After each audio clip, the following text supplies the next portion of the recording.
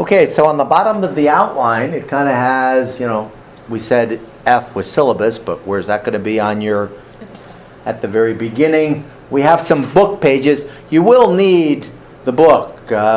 Last semester, we used the book some, but you'll need it more for if you're taking this class or the other learning and memory class, because these are hybrid classes and I will have book pages for you to look at here. So I'm going to open my book to the pages specified here and read some of the titles out loud here. So what do we have here? Page 37 of the book.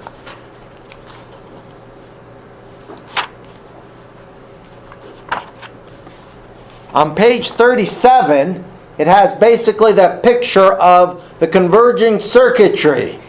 The converging circuitry of the rods, which are mostly located in what part of your fovea?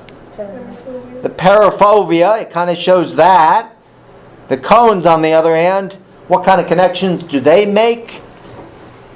Very linear connection. Your book adds a ton of details on all of these things. I do not really need all of those details. It's just the picture and filling in some information. You can add some information from that, from page 37.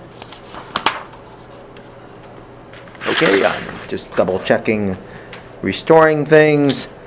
Pages 38 and 9 and 40 and 41 are all about cataracts. That'll be the end of week 2. The end of next week we'll get to some of that. What else did I put down here? Table 2.1 on page 45. So table 2.1, if you have even maybe the 4th version, if you can get it, has properties of the fovea and periphery, the parafovea and human vision. And so the idea there that they share, and you can read in the book about it, the rods and cones differ functionally in other important ways. What did I call that main theory? What did I call that? Duplicity theory. The architecture of the rods and cones allows different behaviors to occur. You can see better in the dark because your rods are at work with their converging circuitries. Are your rods really going to work at distinguishing fine detail? No. Sounded like a train. No, it's the vents and stuff. It goes to labs and stuff, so if they turn it on. I could have sworn I heard a train. Did anybody else hear that? Yeah, I heard it. It was a train, wasn't it? Yeah, it's like a kid train, There was a train. There really was. Sorry, my master's degree was in psychoacoustics. From those that had me before, do you remember what my master's was on? Yeah, well, you could have just applauded, but okay, that'll be fine. Yeah, hand clapping. Just another bad joke. So table 2.1 talks about the rods and cones. If this adds some information to your detailed outline, that would be perfectly fine to look in there. And once again, in your own words to try to summarize that. Very importantly, on pages 46 and 47, they talk about dark adaptation and light. After I had the lights off for 10 minutes, what did I do? What did I do? I turned the lights on. How did your eyes feel about that situation? That wasn't such a good thing. You were doing light adaptation. Please add some information. I'm not going to talk about it here from the book on what's going on with light adaptation.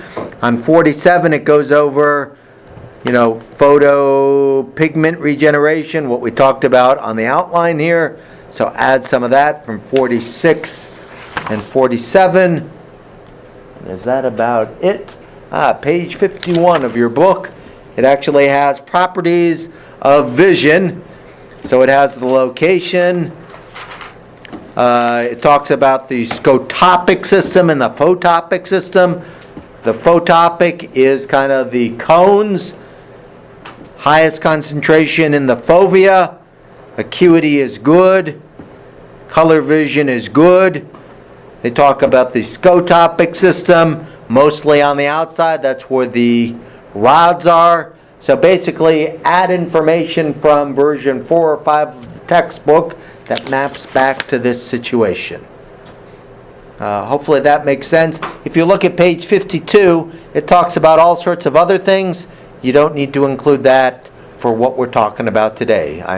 I'll just try to be very specific on what I need you to know. Do you guys have any comments or questions about what we've discussed here today? Okay, so I'm going to make one more, maybe 2-minute summary recording here.